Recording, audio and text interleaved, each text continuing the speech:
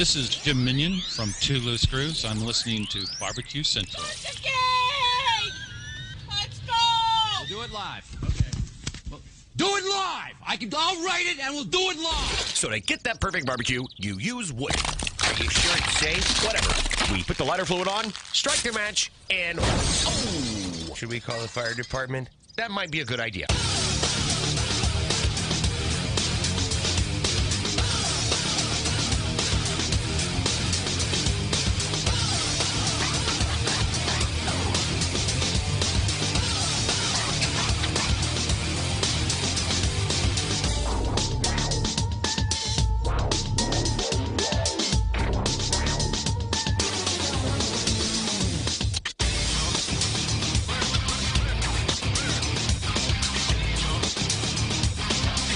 Good evening and welcome to the Really Big Barbecue Central Show. This is the show that talks about all things important to the world of barbecue and grilling. The show originating from the Rock and Roll Hall of Fame city, Bomb City, USA, Cleveland, Ohio, the barbecue capital of the North Coast. I'm your program host, Greg Rempe. Happy to have you aboard here on your Tuesday evening's live fire fun and frivolity show. If you want to jump in on the show this evening, if you want to follow the show during off hours but you don't know how to do it, here's that info. You can get in touch with the show by sending an email to Greg at BBQCentralShow.com. Follow us on all the social media channels at BBQ Central Show. And be sure to subscribe to the show podcast feed on your favorite podcast platform. Anything else you want to find out about the show can be found at the main website, thebbqcentralshow.com. And here's what's happening in case you can get the newsletter coming up in about 13 minutes from now. The second Tuesday of a month can only bring a visit for the man who has created the pinnacle of barbecue websites across the globe, Meathead from AmazingRibs.com. Tonight we'll be unveiling something that's going to be taking place this coming weekend that only I will be taking part in.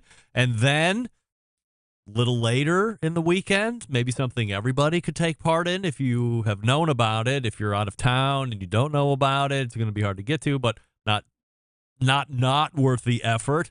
However, I am talking in tremendous code right now, so just sit back, wait for it a few minutes, and we'll talk about it with Meathead. And we will also talk about tailgating, because as much as everybody doesn't want to admit it, some are starting to wrap to a close. However, the bright side or the silver lining means football season's getting ready to start, both pro and college, and that means fall time equals tailgating time, eating outside, eating in parking lots, all that fun stuff.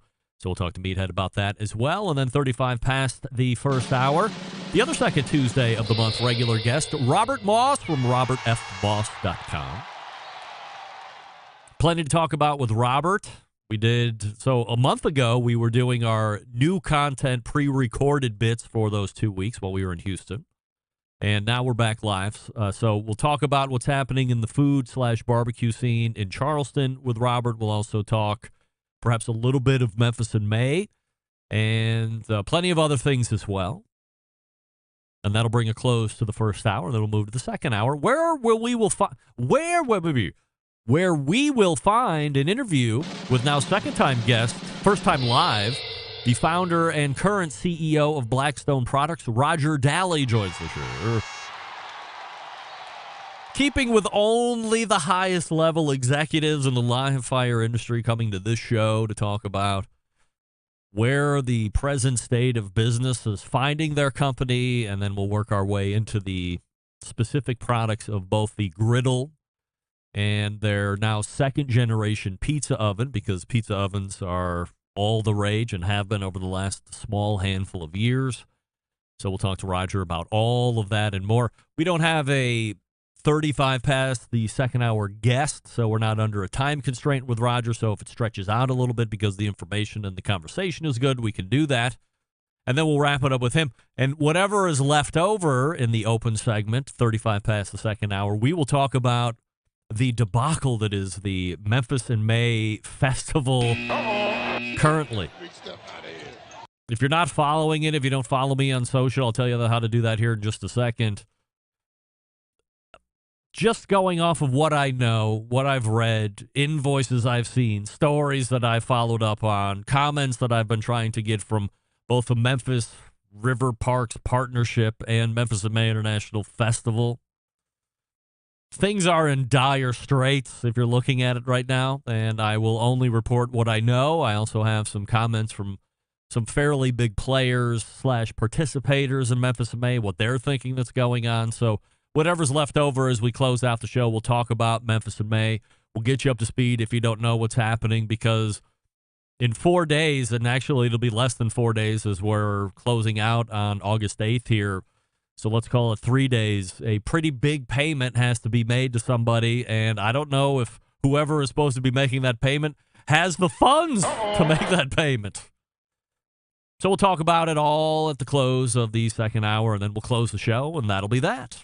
So the show laying out, Meathead coming up here shortly, Robert Moss after him, Roger Dahle in the open of the second hour, and then some Memphis and May talk as we close out the show. Don't forget you can follow me socially on Instagram, Twitter, TikTok, and Snapchat at BBQ Central Show. I say Twitter, of course, I mean X at this moment.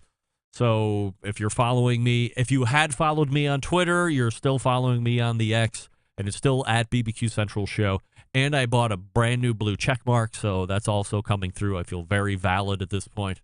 We also say good evening to those of you watching tonight through one of our video streaming platforms. You can go to Facebook and Twitch /BBQ Central Show. You can also watch on YouTube, which is youtube.com/@BBQ Central Show, where you will find a new YouTube poll question of the week.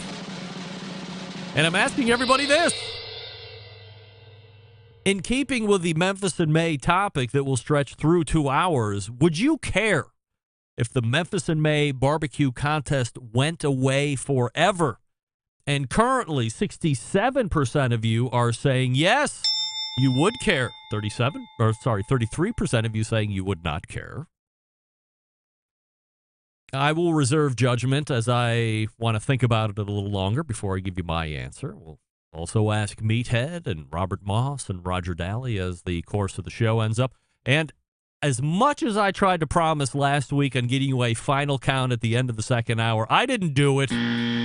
Once again, I will try and make this promise to you that at the end of the show, I'll let you know where the percentages are, but there's a very good chance that I'm not going to do it. So if you're one of those folks in YouTube and you just like to stay through the whole show right towards the end, as you feel me starting to wrap up, kick up a instant message there telling me to give you the final count on the poll, and that way we can see what's happening. Now, currently 75% of you are saying yes, you would care if Memphis and May's barbecue event went away forever. So let's start here tonight, and we look back at last week. As shows go, I would say overall, last Tuesday's show might contend for best overall show, not just for 2023. It's probably a lock unless something comes out of the woods here before the year closes. But in the history of the BBQ Central show, we had a real-life food celebrity on last week. We had a real-life barbecue celebrity on last week. We had a real-life YouTube and Emmy award-winning cook celebrity on last week. And we also had two dudes looking to make a name for themselves by starting a griddle contest series. On their own, spread out over various shows, these singular interviews make whichever show they would end up on great. However, having them all together in a 2-hour period as we did last week, all I can say is wow. In fact, I think Doug Scheiding, our Texas embedded correspondent, said it best when he said it was a powerhouse show. Agreed. If I was going to look at walking off on one show after it was done, that would have been the one. If I would point to a show as an example of what the BBQ Central show encompasses and covers, that is the show I'm sending out for people to watch and listen to. So I want to thank everybody who took part in the show last week. A tremendous success. And from every person that I heard from, they thought it was a great show. So we will, by the way, if you're new to the show, make sure you listen to the show this week in its entirety. Then go back into the podcast feed and listen to hours 1 and 2 from last week. Incredibly good. Little feedback from the shows last week. Terry in Ohio. Mr. Rempe, once again, you prove why the Barbecue Central show is on a level all of its own when it comes to the content and quality. Last week was packed full of information and fun. Longtime fan, and thanks for putting in the work to bring us the show each and every week. Mostly podcast listener. Regards, Terry. Terry, thank you for writing it. Jim in North Dakota. Somebody lives in North Dakota. All right. Greg, I'm a huge Michael Simon fan and was so excited to hear him on the show this past Tuesday. You two seem to have a real connection. He seems to be a great guy, and the interview was great as well. Thanks for the great entertainment and education each week. Longtime listener, podcast only. Regards, Jim. And finally, Mike in Tennessee. Greg, am I the only one that heard Darren Worth talking about Memphis in May and felt like he wholly took a crap all over it and those who have won in the past? Darren said a lot of good things in that segment, stating that the contest was more or less rigged or fixed is not something I expected from someone like that. Smelled like a little sour grapes to me. Love the show. Regards, Mike. Mike, we might talk a little bit more about that in the second hour, so stay tuned for that. Before we get to Meathead, I ask you this question, my friends.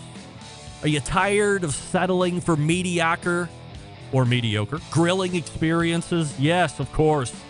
It's time to step up the game and bring the ultimate flavor and cooker to the backyard barbecues. Pits and Spits Charcoal Grills offers the highest quality live fire cooking experience that you can get in the market today. Using either wood or charcoal, their solid fuel grills produce those classic flavors you're looking for when you have the time to fire up the grill and cook for family and friends. With a large adjustable fuel tray, you can raise and lower the fire to control and fine-tune the heat.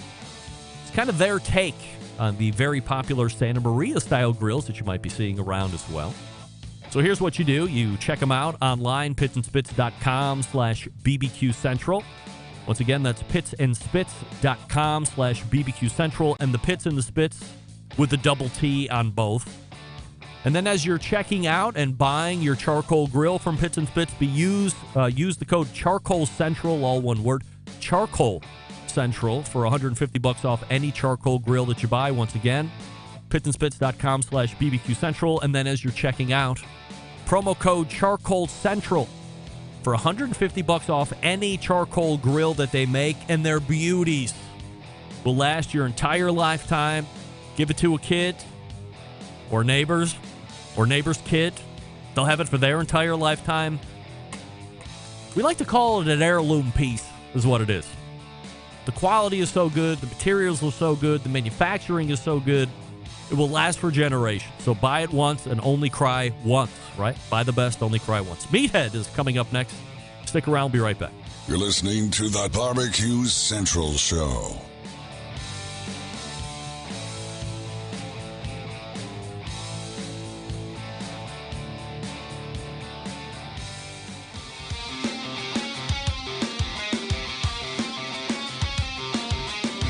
Broadcasting live from the Barbecue Central Show studios in Cleveland, Ohio. You're listening to the Barbecue Central Show. Once again, here's your host, Greg Rempe. This portion of the show being brought to you by cookinpellets.com, your number one source for quality wood pellets for all your pellet-driven cookers. Visit cookinpellets.com for more information. And if you're ready to purchase, go to Amazon.com, go to Lowe's.com, go to Walmart.com. Not only great pricing, but great shipping as well. Great folks over at cookinpellets.com, longtime sponsor of the show. My first guest here this evening has created only the most popular, the most heavily trafficked barbecue and grilling website ever to be seen on the globe. He is a best-selling author, a Barbecue Hall of Famer, and a Barbecue Central Show's guest Hall of Famer. Who else am I talking about other than Meathead? Meathead, hey now.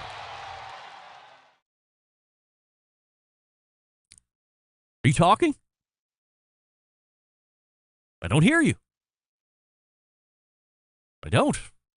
That's all right. Everybody take a deep breath, remain calm, and... Oh, I had the mic off. Meathead! I had the mic off. I thought we were all going to get bent out of shape about how crappy my connection software is and all this other stuff, but Christ. must have been the loose nut behind the wheel, as we say in the trucking company. It's just, and I'm also an FOG. Yes, that's right. Friend of Greg. Friend of Greg, absolutely. But BFOG, if I might say so myself. Best friend of Greg. Shall we tell folks what we're going to be up to this weekend? We might as well. BBQ Central Show exclusive news update. We are going to the Rock and Roll Hall of Fame. How about that? Meathead and Greg. Now. And then we're going to Jerry Umansky's restaurant, The Larder. Let me tell you something. For people that didn't just pick up on that, Meathead is getting on a bird and coming all the way over to Bomb City, USA.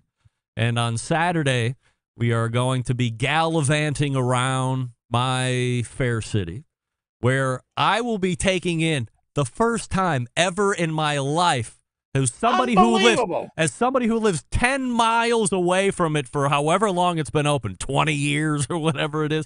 I will be going for the first time ever to the Rock and Roll Hall of Fame with Meathead.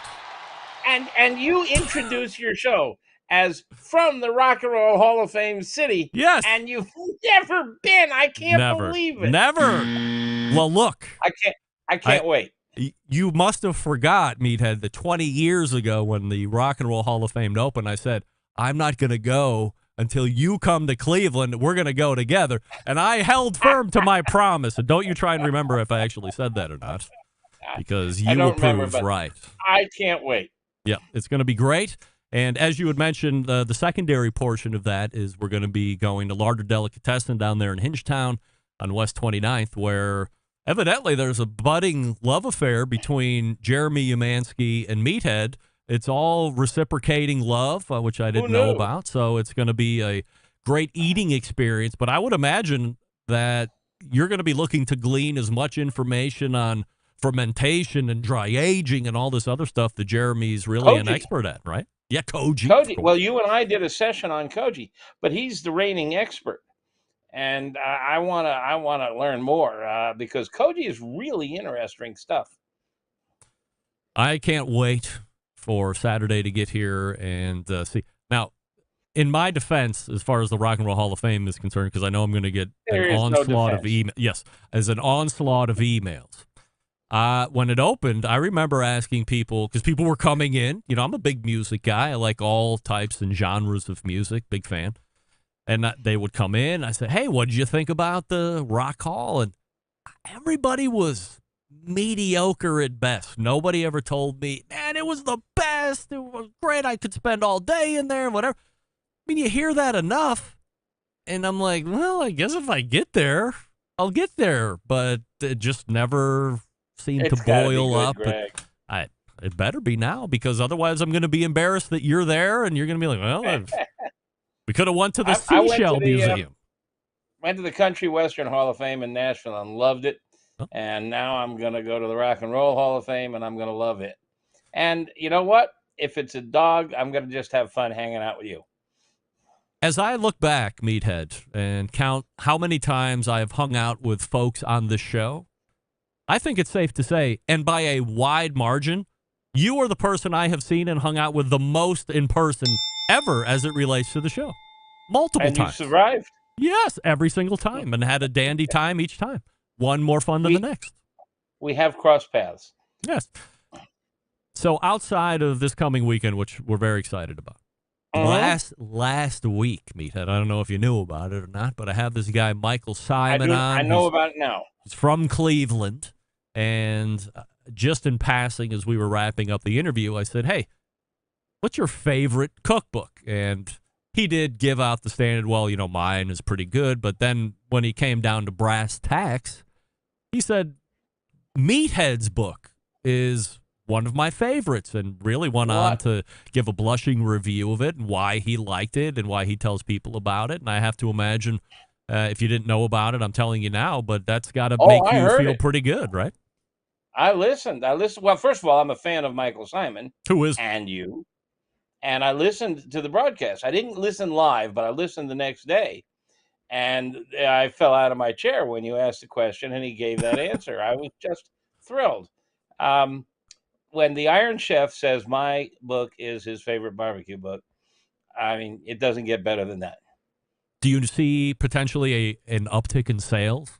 Do you see an extra $20-$30 in the royalty I check? don't, you know, I've been on national TV live, Rachel Ray and the Harry Connick Jr. show, and barely moves the needle. The book has just clipped along nicely. Came out in May 2016, 250,000 copies, which is tremendous for a cookbook. Most cookbooks 10, 20,000. Wow. So and I don't obsess over it. I obsess over right now. I've been playing with the griddle. I mean, I'm a little behind the curve. Mr. Blackstone, forgive me, but I've actually I got a stainless steel griddle top that I've placed on my Heston gas grill. And I'm playing with that. And the first thing I ran into, and people who are just thinking about getting it, now I've been griddling on a cast iron pan, 18 inches cast iron flat top, but it's a lot different than this big old thing, and it's a dickens to clean. And that has really been an eye-opener. I mean, cooking on that thing, you get a lot of scum, residue, burn, and if it's cast iron, you don't always see it. But on stainless steel flat top, you see it, and you want it clean. Huh. I never thought about stainless steel griddling. All the ones I've ever seen is the rolled steel flat tops. Well, stainless steel is what a lot of hamburger joints use. What's the famous one out of New York that everybody's raving about? Can't remember its name. I'm having trouble with names in my old age here. But they're stainless steel. A lot of them are stainless steel, and they're just hard to clean. But the black ones must be hard to clean too. You don't see the dirt. I'll tell you, I am slowly falling out of love with cast iron. Oh, I have been, yeah. I've got a whole chapter in my book on cast iron and how much I love it, and I'm starting to fall out of love. It's really hard to keep clean. You're falling out of love with cast iron, generally speaking, pans and everything? Yeah. Come on. Pans, griddles, flat tops. Season that thing up, Meathead. You're being outrageous. Cast iron pans are go ahead. easy to maintain. You take your beautifully seasoned cast iron skillet, Yes. and I have many. Yes. And you cook on it, you clean it, you season it, you put it away, and then you take it out, and then you take a paper towel and wipe it. All and right. That paper towel comes off brown. It comes off brown. What is that brown? Well, what is it? It's dirt. It's grease. So rinse it out. Well, you rinse it out and it doesn't go away. You got to wash it out and you got to use soap and water. All right. And actually you can use soap and water. I've learned. Yes. Without destroying it. It's just really hard to get clean. And if you've cooked fish in a cast iron skillet and come back and do a steak in a cast iron skillet, it's going to taste like fish. Yeah, I mean, I would never eat fish. I'm not a fish guy. You don't eat fish at all? No, it's gross. Oh my! Yes. I was raised on the coast of Florida, and if I was still there, you'd be addressing me as fish head. That's right, fish head. You. What's the thing you always say? If something was put in the middle, you wouldn't know which way to go. If it was sea bass and clams. If I was placed equidistant between a lamb rack and a beef rib rack, I'd die of starvation trying to pick out which one to eat. They're both fabulous, and that's one of my favorite sayings. As I said at the beginning of the show, Meathead, whether we like to admit it or not, summer is rapidly coming to a close, which means that tailgate season is quickly coming upon us, and that was the topic we wanted to talk about here this evening. So just from a high level, how do you look at tailgating? Do you see it as solely a fall/football thing, or does it not matter? Tailgating can be had much like we barbecue and grill all year round. It's something you could technically do all year round. I'm a football fan. Hmm. In fact, I was just interviewed this week by ESPN Radio, and that's my sport. I played high school and a little bit in college, and I don't know many people who tailgate at baseball games or basketball games. Football is tailgating season, and it's on us now. And even though the Bears and the Browns are not that exciting, who cares? We have good food and drink if we tailgate well. The question that always you have to wrestle with is, are you going to do all your cooking at the game, at the tailgater, or are you going to cook in advance and bring it to the game and reheat it? And that's the first question you got to answer. I mean, you're not going to do ribs at a football game. We know they take 3 to 5 hours depending on the cut. You just don't have that time. Now, I do like to go early, and I think that makes a lot of sense. You get a good parking space, and I like to cook breakfast. I like to get the flat top out and do some scrambled eggs and some sausages and stuff. And then when the gang rolls in, we'll have lunch. But I look for stuff that I can cook hot and fast. And my go-to is flank steak. And I often just bring a cheap hibachi, because I can get a flank steak right down on top of the coals and sear the snot out of it on both sides and have it done in 20 minutes with a great sear and be medium rare.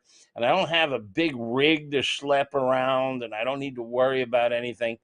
That's one of my go-tos because everybody loves a good steak. Let me warn people, especially if you're in pro football territories, make sure that you are in contact with the municipalities that are running these large parking lots, or the management companies that are running these large outdoor parking lots. In Cleveland, we have something that's called the Muni Lot, which is legendary for the amount of people it holds. The tailgating starts at 6 a.m. in the morning, sometimes a little bit earlier, so you can get a breakfast and potentially a lunch in there before you go into the game. But for the last couple of years, they have started to make incredible restrictions on what you're allowed to bring into the tailgate area or the parking lot area. So you can't just show up with all your grills or your smokers. I mean, they have to be conforming to a lot of new safety rules and regulations. So I would say this season, know the rules. Don't just show up willy-nilly, because you might not be allowed to bring it in, because that's the case here in what many would consider to be one of the great tailgating meccas of the world, Cleveland, Ohio. Really? Yes. And because we all know Weber kettles have a tendency to explode and kill everybody within 30 yards. That's right. I knew come it. On. I mean, come on. Gee willikers. Hey, I got a trivia one for you. All right. Did you know that the gridiron, the football gridiron, is named after a cooking device? The gridiron was a grid made of iron that was used in fireplaces, and it looked just like the football field layout. It was a grid laid out with stripes, and when they created the football field, they said, "Hey, that looks like a gridiron," hence the gridiron. Really? And what was the game played with? A pigskin. Now, of course, they're not made from pigskin anymore, but football has deep roots in barbecue. Well, that all makes wonderful sense at this point. Now, if you don't want to cook at the site, you can cook in advance, and I know folks who do. You got to have a brisket, you got to have ribs. You can cook them the day before, and you can bag them, and you can chill them, and you can bring them to the site and just retherm them, as they say in the restaurant business, or reheat them, and that works perfectly well. But you're not going to do a low and slow rib or brisket or pulled pork at the game site, but you can bring it to them. And there's some other tricks that people do. For example, you can mix up the scrambled eggs and put it in a Ziploc bag, or you can mix up your pancakes and put them in a Ziploc bag, and you bring them to the game, fire up your flat top or your griddle, and just pour them on, stir them up, and away you go. You can put the bell peppers in there, the sauce. You can put everything in there and just have it in the Ziploc bag. So you can find ways. And I've written about some of this on AmazingRibs.com. But here's another concept that's fun. If you can't go to the game and tailgate, couchgate. And you can do something that the Aborigines used to do, and that is eat your enemy. Now, if your team's playing Chicago, you make Chicago hot dogs. Very distinct style, very distinct recipe, unique to Chicago. A Detroit Coney dog, a Seattle dog, a Cincinnati dog. So you can make hot dogs that are emblematic of the team that you're playing. Playing the Miami Dolphins, fry up some fish. And that's kind of fun, you know? Eat the enemy. Deprive them of their energy. New Orleans Saints, how about a little gumbo, right? There you go. There you go. Got it. Well, I mean, why not? You mentioned Chicago dog. Can you give us the quick recipe to that? A true Chicago dog? It's classic. And every hot dog stand in Chicago, and there are more hot dog stands than there are hamburger stands in Chicago, serves it pretty much exactly the same way. It's usually a dirty water dog, which means it's simmered, not boiled, in water. And it gets the nickname dirty water because you keep eating hot dogs and it extracts flavor, and the water gets kind of murky as the day goes by. It's hot enough to make it safe. And then, so it's simmered in water. It's on a bun with poppy seeds, not sesame seeds. And it's dressed with, now let's see if I can get the 7 ingredients right. A dill pickle, a neon green relish, mustard, chopped onion, tomato, celery, salt, and I lost count. Am I missing something? I think I got them all. And it was called. It was developed during the Prohibition, the Great Recession in the 1920s, when the workers would take a break, and it was the hot dog that was dragged through the garden. It had everything. It had vegetables on it, so it was a hot dog with vegetables. What's with the neon green relish? Is it just color-wise?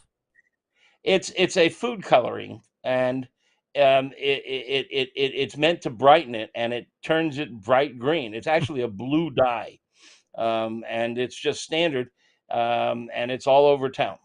Oh, I forgot. There's a hot pepper. They're called sport peppers. It's a particular breed of pepper. It's a small one, about an inch long, and it's pickled, and that's on there also. Are you a fan of Chicago dogs? I am, but I got to tell you, I just love hot dogs. I'll eat it naked. I mean, the hot dog's naked, not me. Yeah. I'll just eat a plain old hot dog on a bun, nothing on it. If I have some options, I love onions on it and some mustard. I love the Chicago dog, but I also love the New York dog, the Coney Island dog, which has a simmered onions, and it has sauerkraut. By the way, I'm a fan of the idea that there are these regional hot dogs. They're distinctive for the regions around the country. There's the Dodger dog and the Seattle dog and the Cincinnati dog and the Detroit dog, and they're all different. And I wrote an article on the website called The Hot Dog Road Trip, which takes you through all of the different styles and the recipes. And I absolutely love most of them. And I have the recipes for the toppings for the Coney Island dog. In Detroit, they put a chili on top that's made from the heart of the steer. Organ meat chili? Yeah, well, it's heart. I mean, that's a muscle. I mean, it's just like a leg muscle or an arm. It's just a muscle, but it is, it's minced up, and they make chili out of it, and that's very typical in the Detroit and the Michigan area. Wow. All right. Well, if you want to learn more about hot dogs, if you want to learn more about tailgating, go to Meathead's website at AmazingRibs.com and check out all the information that he has over there. If you are in Cleveland this coming weekend, And on Saturday, you're going to be near the Rock and Roll Hall of Fame around 11 o'clock in the morning. You might get a chance to oogle at both Meathead and I at the very same time. What are the chances of that ever happening again that you have access to? And if you miss that, you can check us out at Larder Delicatessen at around 3:30 p.m. Saturday, where we're going to be eating and talking with Jeremy Umansky. Meathead, can't wait to see you on Saturday, and we will talk to you again on this show in September. I can't wait. It's Meathead, right there. As Bart Scott once said, can't wait. It's going to be a hot time in the Rock and Roll Hall of Fame city come Saturday. We're going to be checking out the Rock and Roll Hall of Fame. We're going to be going down to eat some good food down at Larder. It's going to be great. And then, oh, by the way, Meathead is actually teaching a class or doing a cooking demo on Sunday out in Milan, Ohio, which is west and then like south of Sandusky. Not very populated. So if you want to see Meathead cook, go out to Milan, Ohio, or Google where's Meathead cooking on Sunday. I'm sure that'll turn something up, of course. Robert Moss is ready to go, and before we talk to him, I'll talk to you about Primo cookers. What do we love about ceramic cookers? We love that they're fuel efficient. We love that you can achieve low and slow temperatures for traditional barbecue meats. And we love that you can get rip-roaring hot for the high temperature of grilling of steaks and other thin cuts. But what's missing in the everyday lineup of ceramic cookers? The real ability to do true two-zone cooking. Two-zone cooking is very important to both professional and backyard cooks alike. It's the best way to manage a fire and cook with confidence. However, getting a two-zone fire in a round ceramic cooker isn't very realistic. Why? Because it's round. Primo Grill has a game-changing oval design and allows you to execute that two-zone setup that you desire. And as someone who is cooking on his Primo more and more each week that passes, I got to tell you, like I said the first time, I got to tell you, it's like I'm falling back in love with the old ways of how I came up in this whole industry. Weber Smoky Mountain, learning how to build a fire through charcoal, doing the minion method, bringing up the temperature, vent adjustments. In the beginning days, that was all very nerve-wracking, but now much more wise, a grizzled vet, as they say. So I can make those damper adjustments and wait it out, make sure that everything locks in. And, of course, once those ceramics get hot, that thing is a fuel miser. Check one out today at a dealer near you. Find that dealer by going to primogrill.com. That's primogrill.com. And then locate the dealer, go in, check out all the ovals, and buy the one that fits best for your needs. We're back with Robert Moss right after this. Stick around. We'll be right back. You're listening to the Barbecue Central Show.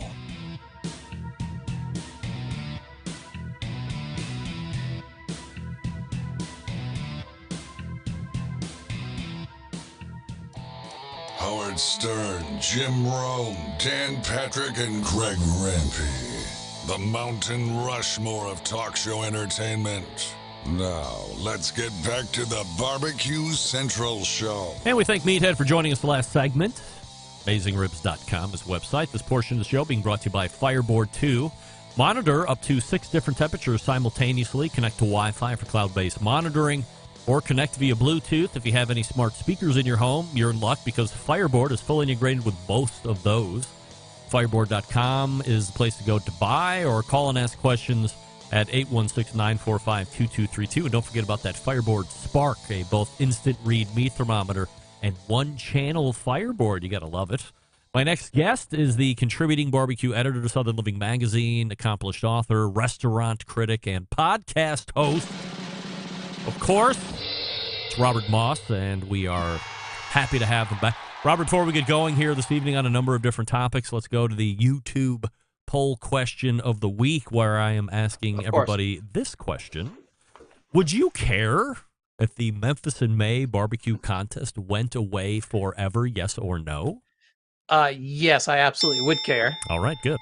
And I have to just clarify that question. You could care either way, right? Some people could be, if you didn't care, it wouldn't bother you one way or another. But you could care and be happy, or you could care and be sad, and I'd be very upset to see it go away. Yes, So you would be clarify. upset if it went away. I have a feeling there are some people who care and would be very happy if it went away. Yes, I believe that rhymes with Memphis Recreation Parks Provocative or whatever the name is, but we might talk about that here in a second. 64% of voters, so down 11% since Meathead got going, is saying that they would also be disappointed if the barbecue contest of Memphis and May was taken away from us.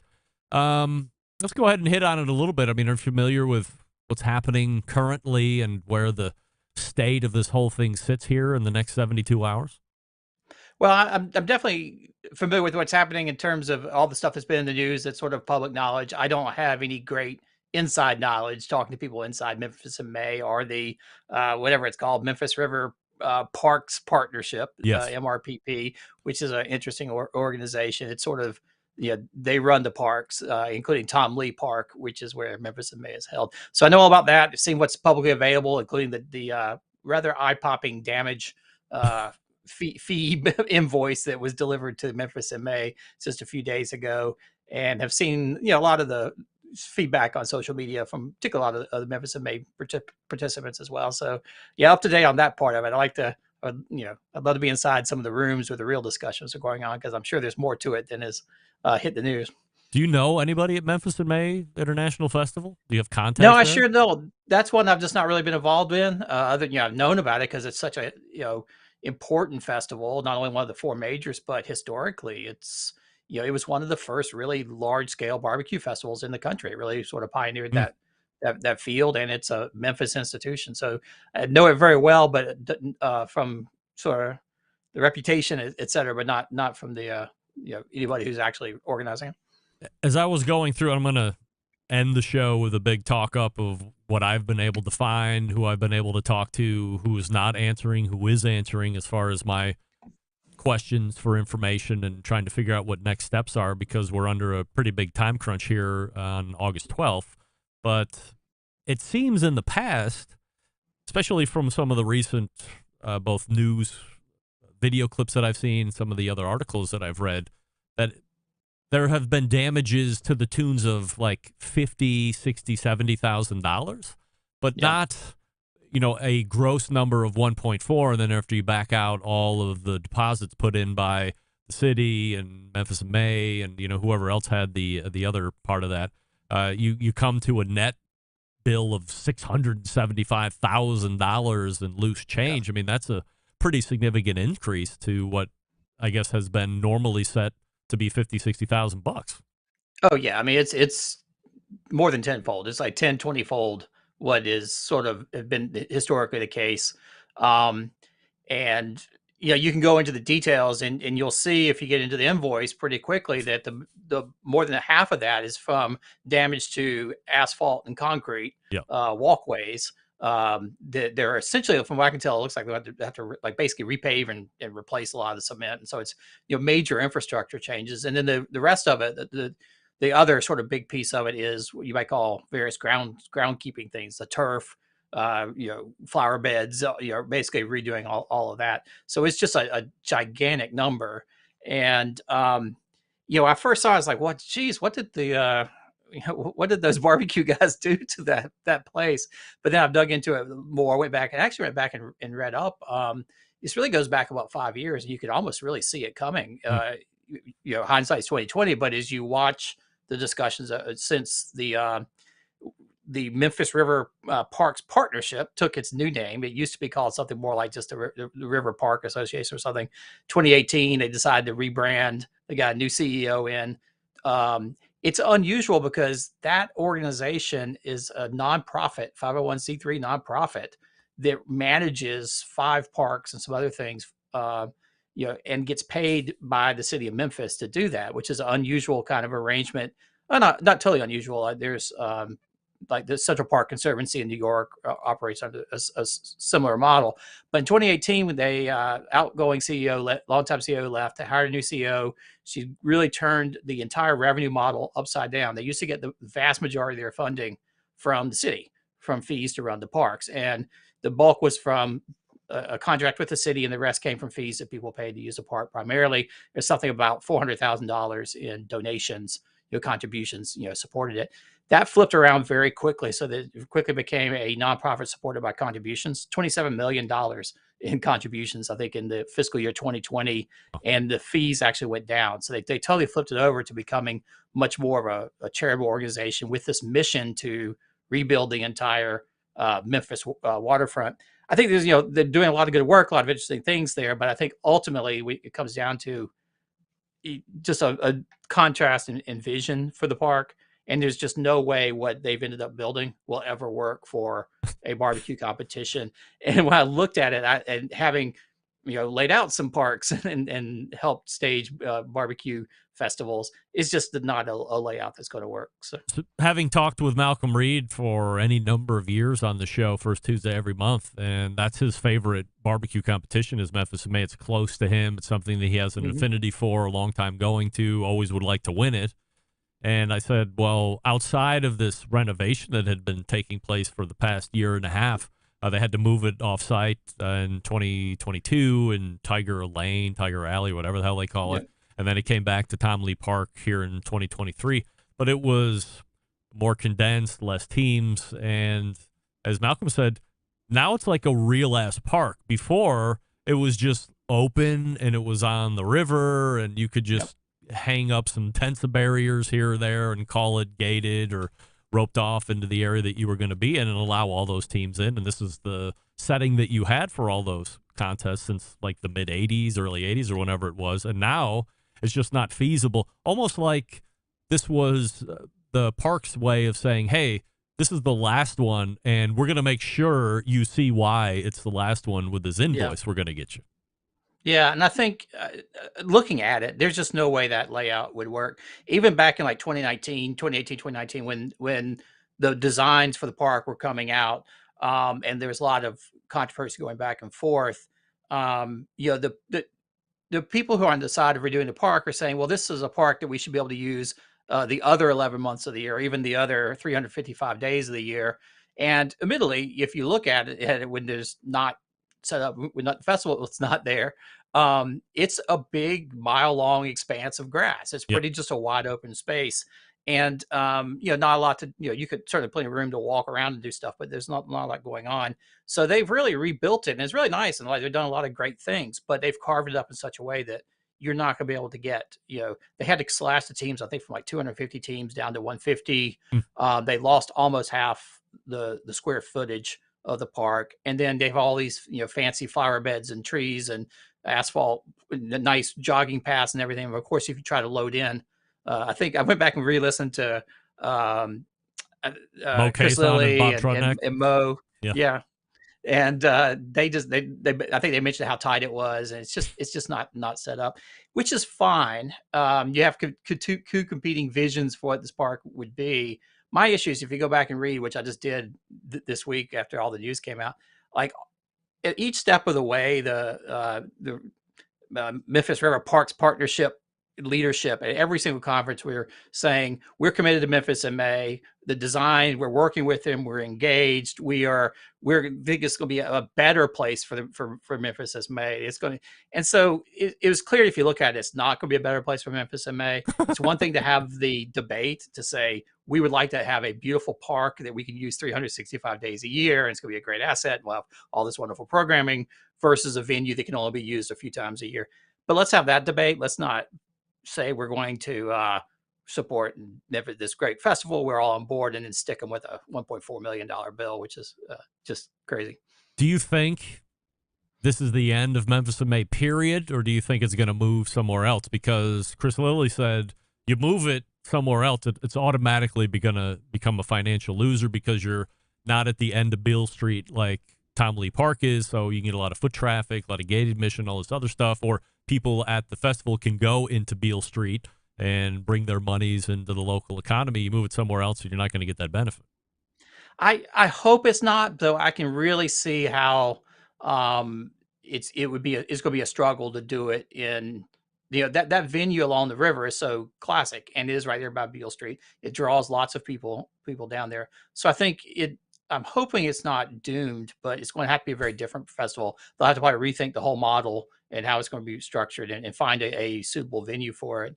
I certainly won't. I don't think it can go on in sort of the current iteration.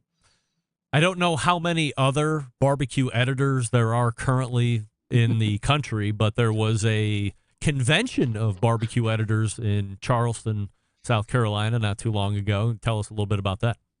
Yeah, well, we needed the two-top table at Rancho Lewis to accommodate us, because it was Daniel Vaughn and I, who is the barbecue editor for Texas Monthly. There's some other barbecue writers out there for sure, but Yeah. I don't know that anybody else has I think we're the only two with the barbecue editor title. So last time we had it, it was in Dallas. I was out in that area doing barbecue visits, and called up Daniel. We met up, and then he was coming through the Carolinas. Really, I had fun talking to him. I guess he was sort of halfway through his trip by the time we met up. He came down through the Carolinas, and it was really his first trip through sort of mustard sauce and hash and rice territory. He really never had that mode of barbecue, so I enjoyed getting his commentary. Of course, he was also trying all the brisket that he could find in the Carolinas, which is sort of a mistaken, sort of a foolish mission if you want to find great brisket.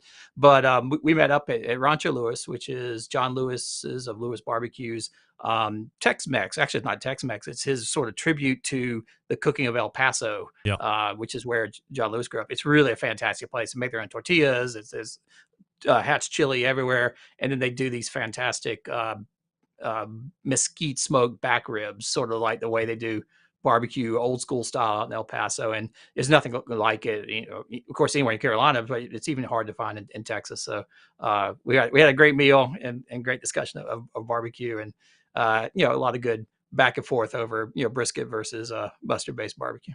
Is he still looking to see Texas's imprint across all barbecue meccas and all points in between, and kind of laying claim that Texas is continuing to be the model to follow?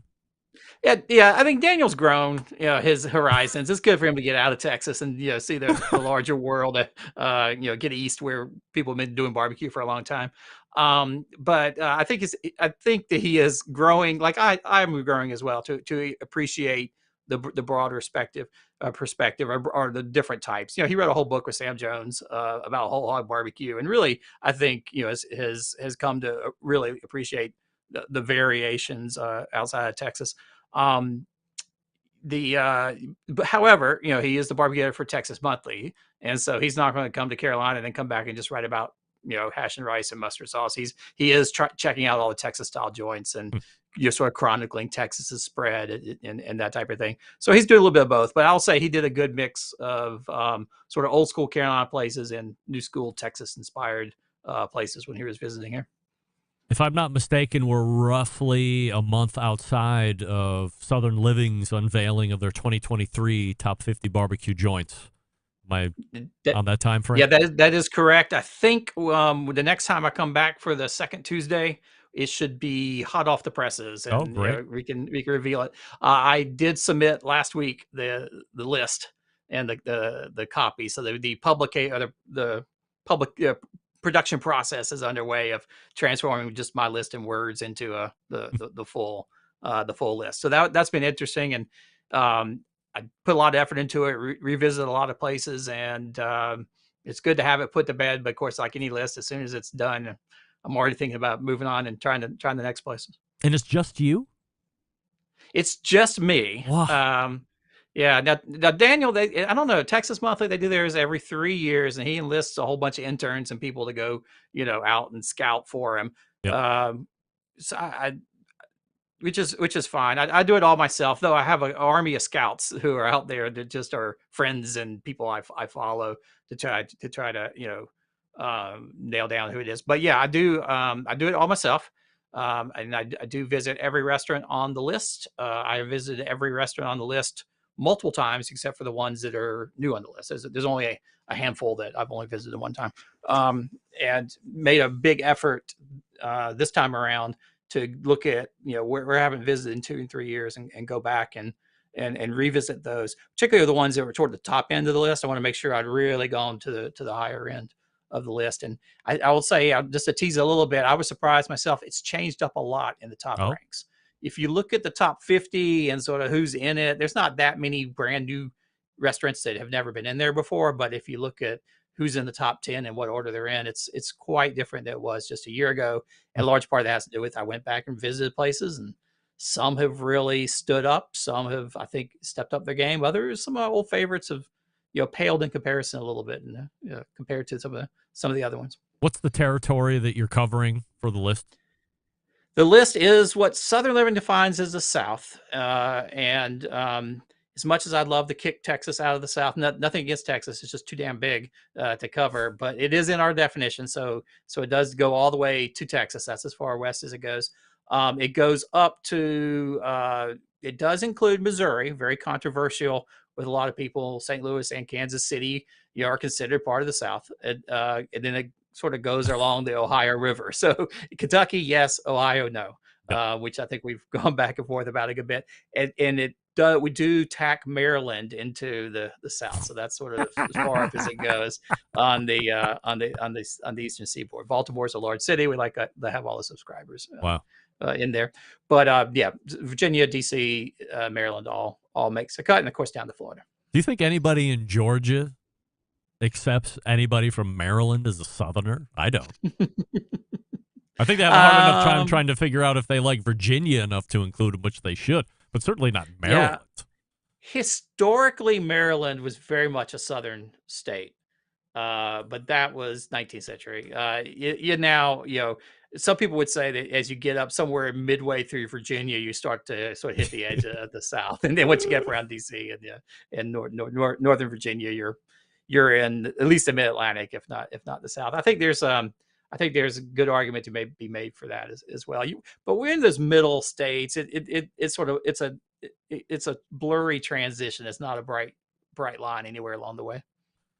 Did you notice a large percentage of barbecue restaurants that were on the list last year go out of business, or were there any? No, surprisingly, one fell off the list that is no longer in business, if I remember correct. But the other 49 that were on it last year are all still going strong, and that is sort of amazing. I mean, lots of barbecue joints have closed up. I sort of maintain a running list of some of what I consider the classic old school joints. And speaking of the Carolinas, you hear a lot of them closing down, particularly when the proprietors get, they're ready to retire. They don't have anybody to hand it over to.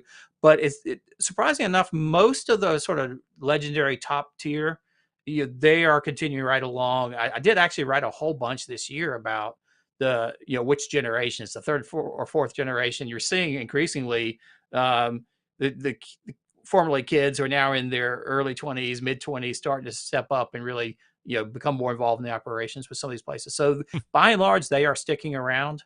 And the one that fell off because it's closed, lost its location and is working on a new one. So it may reappear in the future. They didn't close 100% permanently. Next month, we will unveil the top 50 barbecue joints according to Southern Living magazine. And this is Robert Moss, second Tuesday of the month, regular guest. Robert, always appreciate the time. Thanks for coming on. Yep, sure thing. Thanks, Greg. You got it. RobertFMoss.com, his website, or make sure that you're checking out Southern Living magazine and see what he's up to as well. So let's quickly get out of here and wrap up the first hour. Stick around, be right back. Continuing to produce incredibly mediocre content in an exceptionally professional way. You're listening and watching the Barbecue Central Show. Once again, here's your host, Greg Rempe. Oh, we were running out of time, and I wanted to ask him how many of the 50 are brand spanking new. If you're going back and re-looping around the 50 that were on there last year, and is it just a reshuffle of the same 50, or how many new ones are coming in? But we'll find all about that. Hi, can I talk? We're going to find out all about it next month when that Southern Living Top 50 Barbecue Joints is released. And while I have a small issue with Kentucky being part of the South because it is a border state to the Buckeye State here of Ohio, I think I have a bigger issue with Maryland being part of the South. That's bizarre. However, as Robert said, it's a big city in Baltimore. They must have a lot of subscribers in Baltimore for Southern Living Magazine. So, hey, we'll let them into the South. Why not? Okay. We're going to step away, and we'll be here for the second hour. Stick around. Hey, this is John Dawson of Patio Daddy-O Barbecue in Boise, Idaho, and I've got it locked on the 50,000 gigawatt blowtorch of the internet that is Barbecue Central. Happy to have you aboard here for the really big barbecue show. We cook because we have to, and we grill because we want to. Hit me! Fine, how's it going? You have a great show. I'm a big fan. Boing. So what seems to be the problem here? This man looks like he's dead, and he's in the crackle. Charbono! It's all about the Charbono, dude! Succulent fish. What? He ate sushi or wiener. Oh, listen, Lavernius, shut your face. I'm shaking like a dog shit peach seeds. We have top men working on it right now. Top men. And just like that, we are into the second hour of the Barbecue Central show. We talk about the most important items that have transpired over the week, last few weeks, last few months. It's in the news cycle of live fire. We're going to talk about it right here on this show. The show originating from Palm City, USA, Cleveland. Still to come on the show this evening, Roger Dahle from Blackstone, founder and CEO of BlackstoneProducts.com. We say good evening to those of you watching tonight through one of our video streaming platform partners, Facebook and Twitch /BBQ Central Show. You can also watch on YouTube if you prefer, youtube.com /BBQ Central Show. And we also have the YouTube poll question of the week going on right now. And I'm asking everybody, including guests, would you care, as in, would you be hurt if the Memphis in May barbecue contest went away forever? 65% of you are currently saying, yes, you would be hurt if the Memphis in May barbecue contest went away forever. And we'll keep you up to date as that poll progresses through the rest of the show. Coming up on the best moments of the Barbecue Central show in 10 minutes or less this coming Friday, episode 294, taking you back to August 26th of 2016. And if you don't go back with the show very far, then this is a name you won't recall because, to my knowledge, and I think I have a pretty good finger on the pulse, he's not in the industry anymore. Again, at least that I'm not aware of. Somebody by the name of Barry Martin, a.k.a. CB, is being featured on the Best Moments show this week. Barry worked or was contracted by some pretty big names in the industry back then. The most notable that I can recall off the top of my head was Charbroil, and he did that for quite a while. Was a recipe developer, cooked on a lot of their stuff, generated some content for them. And I would have him on the show every so often to talk about hot topics of the day. And usually he would be taking a contrarian side of a viewpoint to what most folks were thinking out there. So if you don't know Barry or CB, I don't recall exactly why his nickname was CB, considering his name was Barry Martin, but whatever, maybe he was a trucker in a former life. You will get to know him this coming Friday. And this is a two-part series, so it will air this coming Friday. Part 1, Part 2 will air a week from this coming Friday. And you have to be subscribed to the show podcast feed in order to get the Best Moments show. So you can do that by going to the website, thebbqcentralshow.com/subscribe, and found out all the ways you can get in touch with the show and get it at your convenience. And don't forget, if you want to hear a guest or segment again that has been lost in the archives, you can email John, Jon, at thebbqcentralshow.com, and he will let you know exactly what you can do or what he can do for you as it relates to a best of show that you would like to see, as I'm pulling up the Famous Dave's website here, because believe it or not, there was another Famous Dave's All-Star Barbecue Series contest that rolled into Colorado Springs this past weekend, and taking the grand championship, Chris Webb from Proud Souls Barbecue. Reserving Tyler Mayhew from Meat Machine Barbecue. There were a total of 7 teams, which, unless I'm completely mistaken, is like the largest showing for that particular event. A lot of them have had 4 or 5 teams. If I'm not mistaken, there was a 16 cap, like not 16, but 6 teams cap on this thing as they were rolling out the first version of the Famous Dave's All-Star Barbecue Challenge. So congratulations to the winners there. The next Famous Dave's All-Star Barbecue Series is happening this coming Saturday, August 12th in San Jose, California. So if you would like to see more upcoming events or you would like to track the results of all the past events, just go to famousdaves.com/BBQ Central. I'm sorry, /All-Star BBQ Series. That's famousdaves.com/All-Star BBQ Series. Email from Sean in Washington. And in the subject line, something I would hate to see every day of the week, potted meat. And he writes, Greg, as a child, I remember eating Vienna sausage as a snack and liking them. So I went out in search of potted meat and finally came across some at the $1.25 store. Armed with some saltine crackers, I delved into the can. It is a pink pate-like substance. The smell is sort of strange, but not terrible. Good is a generous word, but it's not bad. I didn't spit it out. I also did not consume the whole can. It is interesting for sure, very salty. Tastes just like the Vienna sausages I used to eat, but in pate form. I'm not going to be seeking this product out necessarily, but recommend giving it a try. Never know. You might like it. Regards, Sean. Sean, appreciate you writing in. Look, I had all the experience with potted meat that I want like a month and a half ago when I was on my way back from Dallas from a work meeting. And that guy in the middle seat sitting right next to me, 30 minutes from Cleveland, decided he was hungry enough to rip open his can of potted meat and go to town, affecting 7 rows in front and behind him. Everybody doing the stank-eye turnaround. It did not smell great. It smelled terrible. And a $1.25 potted meat, like, if I'm going hunting or camping and I'm worried about getting lost and I need sustenance to maintain life, maybe I'm looking at potted meat, but otherwise, I think I'm steering away from potted meat. I might just eat a cheese sandwich and call it a day. Also, email from Yitzy in New Jersey, writing in, Greg, I'm sure I wasn't the only one, but I was generally and genuinely surprised that you were not a Barbecue Hall of Fame finalist. Can you believe it, Yitzy? Kudos to you for concealing your disappointment, ironically proving that you have brought such a high level of professionalism to the barbecue podcast genre.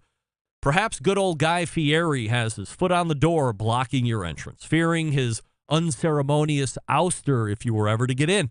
Either way, we look forward to your continued Barbecue Hall of Fame worthy content.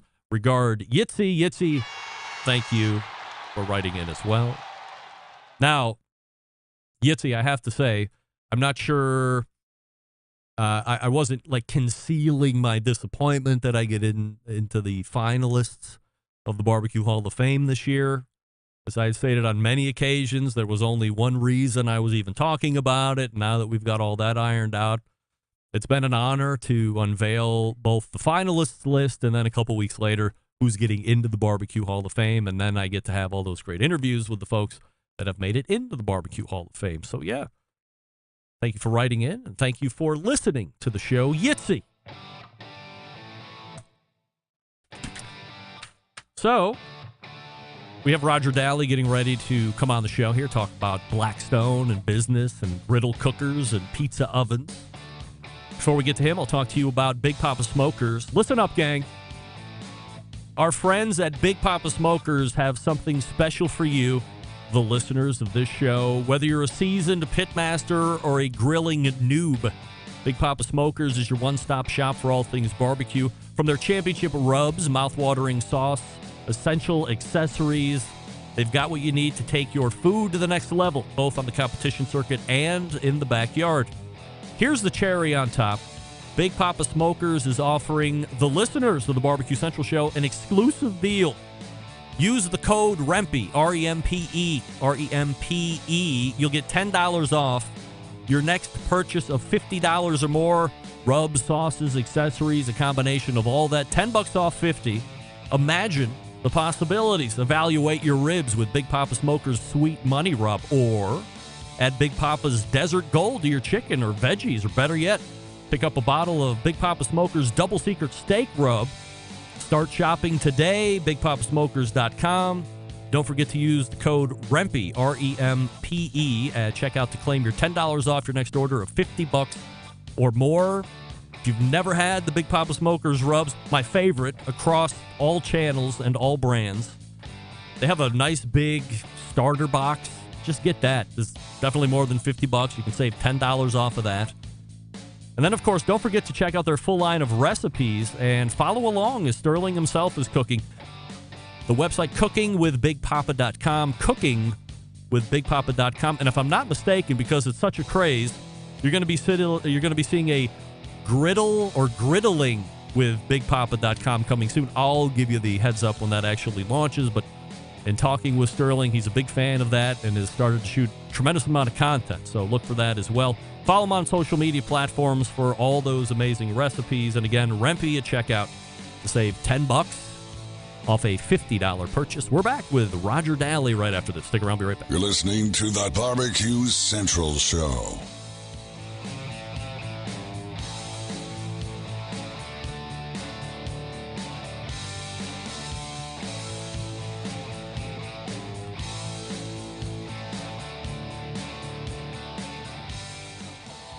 Howard Stern, Jim Rome, Dan Patrick, and Greg Rempe. The Mountain Rushmore of talk show entertainment. Now, let's get back to the Barbecue Central Show.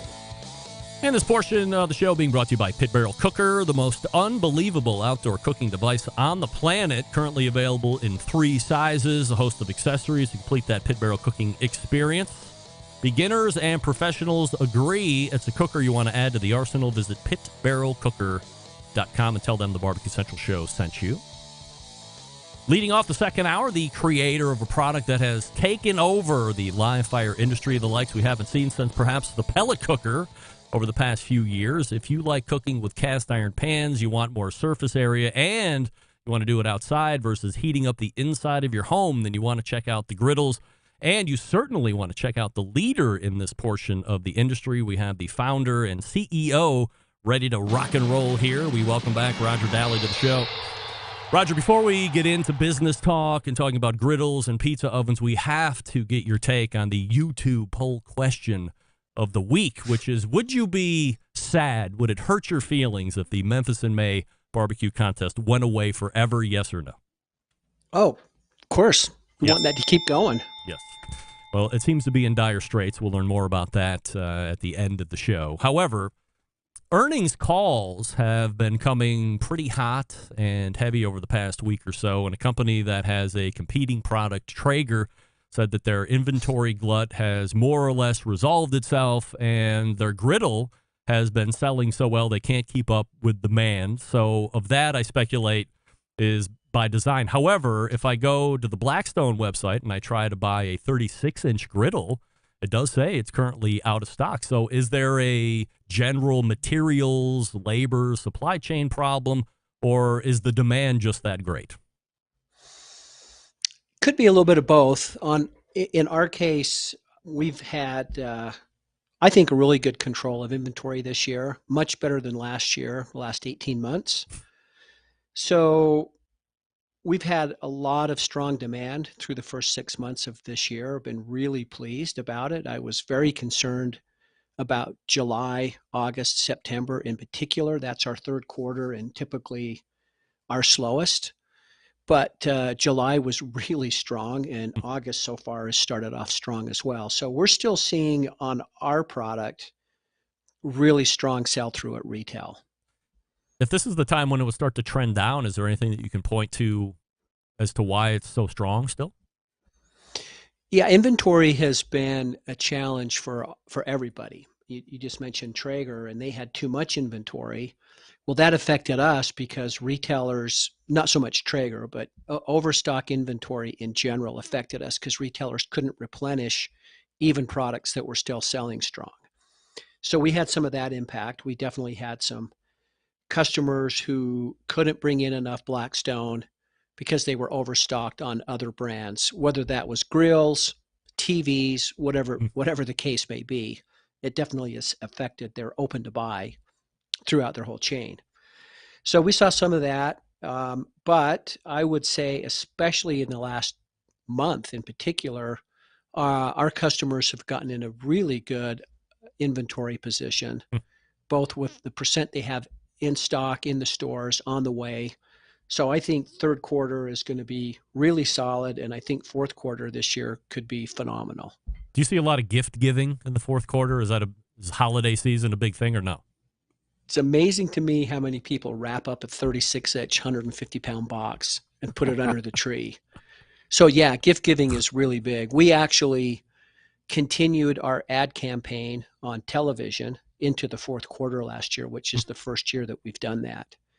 And it was very successful. So we'll follow up with that and do some more advertising, traditional television, and also social media. When I met you in Louisville for the first time a handful of months ago, you had mentioned that you could see a point potentially where the griddle sector might command 35% of the market. I had Ken Johnson, buyer at Home Depot, for the Live Fire segment on a few weeks ago and asked him what he thought about that number. He didn't fully disagree. He didn't fully agree. How well do you think that statement ages, 6 months or so since we first met at that expo? I may have been a little light. It might be more like 40%. No shit. Of course, I'm a little bit biased and very optimistic, but it's just, if you really look at the way people cook outside, if you want to cook fast and fun and be done in 30 minutes and feed your family, you're going to cook on a griddle. And now, pellets, smokers, you can't duplicate that in 30 minutes. Obviously, you're not going to ever replace that, but it's more of an event and it's more of a time commitment that we just don't have until maybe the weekends. So as a result, smoking and pellet is just never going to replace all of the fast grill or traditional gas grill charcoal business, or that I believe is where griddles are going to come in and really take over. And it's not just that it's fast and fun, it's all about variety. You think about what you can cook on a griddle, and that's why we're winning right now. You go on social media, look at YouTube, look at TikTok, Instagram. People are posting every day all the different kind of food they're cooking. It's so fascinating to watch that happen. And it's all about variety and who can be the most creative and who can come up with a different recipe. And so griddles just lend themselves to cooking so much different styles of food that the popularity of griddle cooking is going to continue. That trend is not going away. Can you attribute the success of the longer cooks, the pellet cookers, the offsets and stuff, as purely pandemic related, where a lot of folks were now working from home, so they had all of this extra time to make an event 5 days a week or 6 days a week or 7 days a week if they wanted to, and now that there has been more or less a return back to the office and whatever the workflow used to look like prior to the pandemic, they don't have that associated free time that they had throughout the course of the day for almost 2 years? There definitely was an uptick in sales and interest in anything in the backyard during the pandemic. People were home. They looked at their backyards. They wanted to make an investment. They spent money on the patio because it's such a fun place to be with family and friends. So everybody benefited from that. And pellets were no different. I don't really think, though, that it was the pandemic that really fueled that fire, so to speak. It's just, barbecue is delicious food and people love it and want to cook it and we want to eat it. And so I think pellets just make it maybe a little bit easier for someone to flavor the food with smoke. I know I would personally really struggle if I tried to use charcoal because I'm not very good at it, or if I tried to use,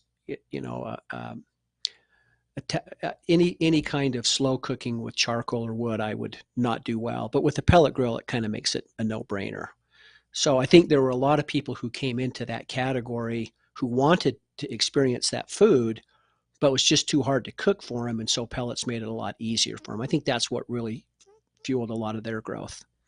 Roger Dahle joining me here on the show, the founder, CEO of Blackstone, blackstoneproducts.com, the website. Let's talk about retailers here for a second, getting into retailers. So if you're going to go into a major retailer like a Home Depot or a Lowe's or a Walmart, certainly it's not for everybody. It's not set up for every company. Why did you know that it would be the right thing for Blackstone, and how do you make that relationship to get started? Well, I've been in this business for about 30 years. So I've been selling consumer products to mass market retailers in the United States for a long, long time. Over the course of my career, I've developed a lot of relationships. And as I've gotten older, my assistant buyers who became merchandise managers, who became vice presidents, remained my friends. So for me, there's a lot of personal relationships out there with a lot of different major retailers, and they move from company to company, and they get promoted. They move from sporting goods to camping to outdoor cooking to, they move all over the place in the store as they go throughout their career. So for me, it was just what I do every day. I get up and I call Walmart, or I call Lowe's, or I call Depot, or I call Amazon. It's pretty much what I do every day. How did I know Blackstone was going to be successful there? Well, it really started from the beginning of trying to position the brand and where I wanted the brand to be positioned.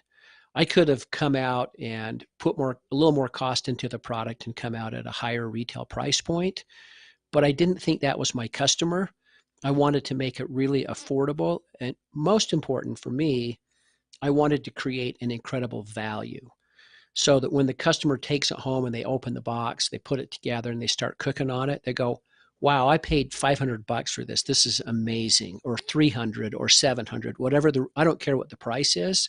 I just want my customers to be really super pleased with the product. And if you look at our industry, outdoor cooking, Home Depot, Lowe's, Walmart, Amazon control a huge percent of the retail market share. So if you're going to get in my business, you got to be with those four retailers, or one of them at least. And then, beyond that, you go to the independent hardware channels, Ace, True Value, Do It Best, Orgill, those kinds of retailers. And then there's different types of retailers. Dick's Sporting Goods is a good customer of ours. We love Dick's. They do really well because they bring in that camping customer, but they also do well with our big griddles, and because they have a customer who loves to shop there as well. So we're fortunate that we have a really wide variety of product mix, and so we can help our customers merchandise different price points and features and benefits that satisfy their demands as a retailer for margin, while satisfying what their customers expect to find in their stores. How quickly can that relationship be terminated by either side? Anytime they want. There's no contract that says, you're in. But typically, a retailer, regardless of what the item is, whether it's in the lawn and garden or sporting goods or clothing, typically retailers work on at least a 12-month cycle. They go through a selections process. They look at the products they're carrying. They evaluate which ones are performing and which ones are driving profitability and sales. They make changes, and during that selection process is when you could, quote unquote, get tossed out and replaced by a competitor, or you could gain some floor space and get more items in for the next year. But typically, most of my customers work on a 12-month cycle, and they go through a selections process. For the lawn and garden department of most major retailers, that starts late in this fall and goes through early spring, and they've made their selection for the next year. So we're already well past what we know our customers will buy for 2024, for example. So we already have those selections. We know what those products are. We have to have that kind of lead time because we may be making complete revisions, new items, changes, and you have to go through the product development cycle where you're doing all the engineering, all the testing, all the safety certification testings, getting it built overseas in your factories and shipped and supplied. Are you able to, or is the retailer coming back to you and saying, Roger, we like what you've done with this griddle, but we would like you to do X, Y, and Z to make it more our brand or more special to us? Or will you go to the retailer and say, hey, we're going to make these revisions, and do they get some kind of a veto on that if they like the way it's selling now? All the above. And so when you get into a relationship with your customers, regardless of how big they are, whether it's Walmart or whether it's Al's Sporting Goods, right? And that's a local chain here in Utah that has 5 stores. When you get in a relationship where you're working together to merchandise the line, that's when you have the most success. And it's got to be a collaboration. I need to listen to them. They need to listen to me. I know what's going on with their competitors, which I don't share with them. They know what's going on with my competitors, which they don't share with me. But working together and working out as long as we can, you just have a lot more success. And we do that with all of our customers.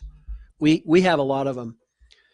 We're to the point now where they'll actually come out to our offices in Utah and spend 2 or 3 days with us to work on, we're working on 25, 26 right now with a lot of our customers.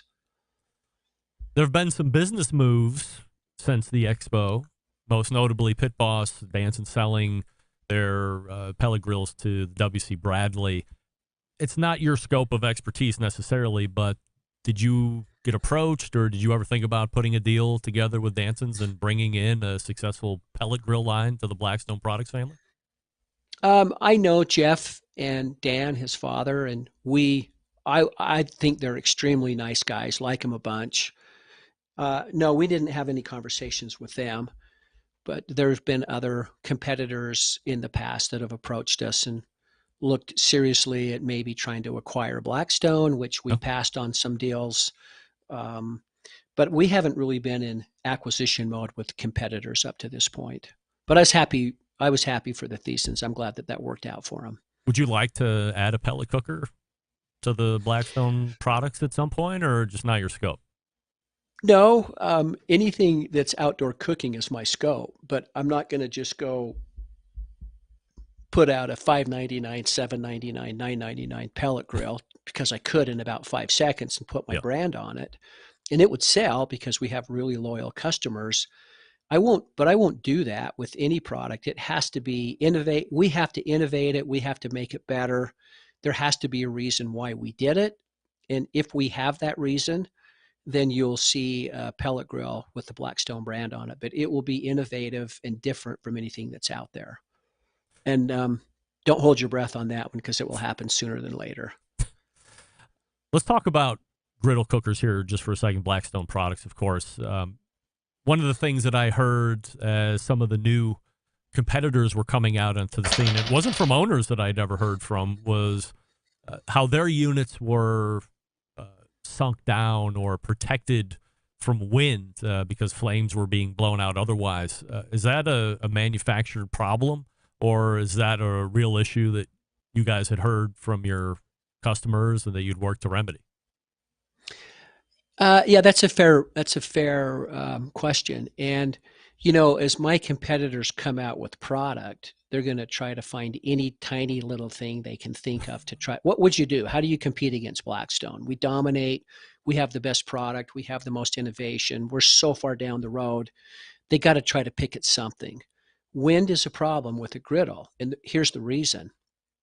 When you're cooking on a griddle plate, there's nowhere for the heat to escape.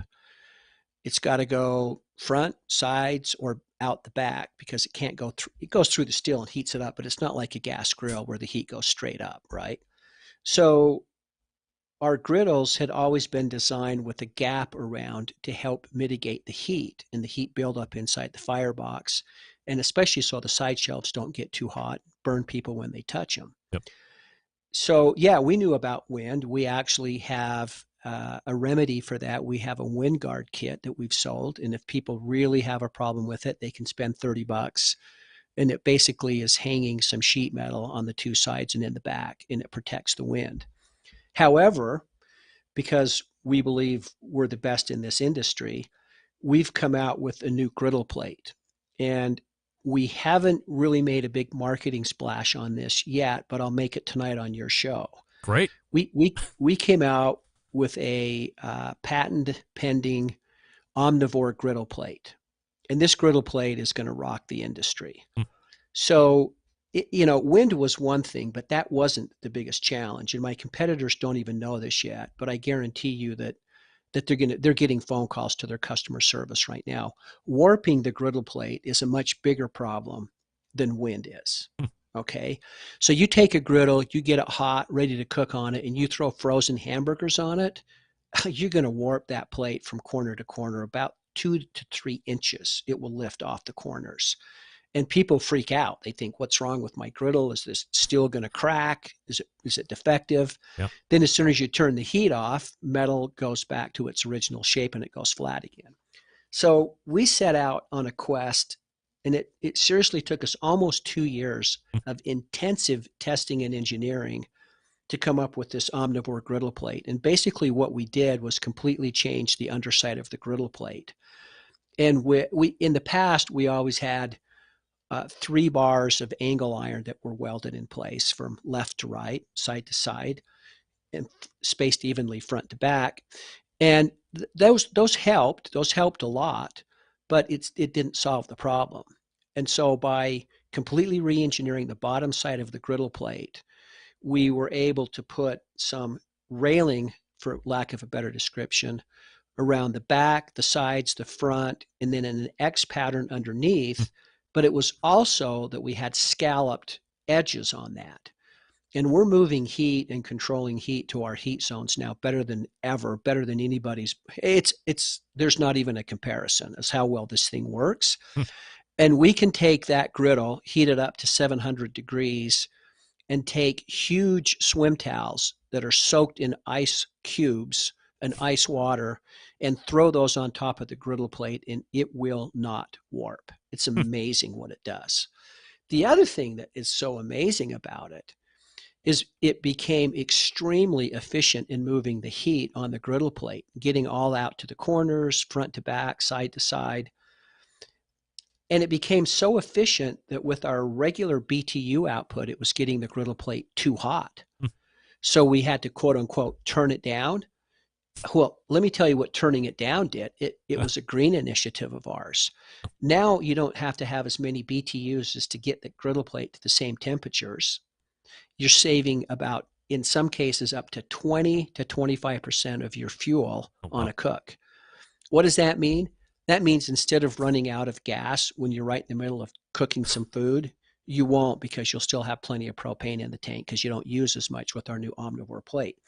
Now, in addition to that, the omnivore plate basically has built-in wind guards as well on the sides, which that was the problem in the past, the wind coming in from the sides. So that was resolved, but not in a direct effort to solve for wind. That was really to solve for warping. Now, the reason I haven't, you're just going to ask when that's coming out. Yeah. That has been released, but I'm making a rolling change on it. And so we do still have inventory in stock in some retail locations that has the original plate on it. And if I make a huge deal about omnivore plate, I don't want customers opening the box to see if it's got the new griddle plate on it to get that versus the old one and causing inventory issues. So that's working its way through, but we're pretty much in full release on that right now. It seemed, you're going to know better than me, but when you have 3 burners, 2 burners, 4 burners, whatever the case may be on a griddle, no manufacturer specifically, there's a lot to do about the zone. So it's, low here, and I can sear here, but I can keep my tortillas warm over here. Are there a lot of people that use that many different heat zones across the griddle? And is it easy to keep heat in different temperatures when you have a big thing of steel. And, look, I'm as dumb as they come. So to me, it seems like if one side is really hot, eventually it's going to kind of creep over to the other sides as well. How do people keep it from bleeding over? Well, it's a great question. And the reality is it actually does pretty good. Mine and my competitors, it really does work. So you can, like when I'm cooking, if I'm making some like stir-fried veggies, I'll cook those and get them right where I want them. I'll turn my far right burner off completely.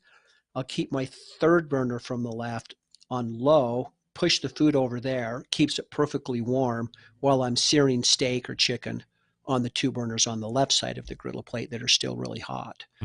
So, of course, you turn on one side of the burners and eventually the whole plate absolutely gets hot, but it's a big variation in temperature. If you've got one burner off and one burner on, you'll have a big variation from right to left. Works great. It really does.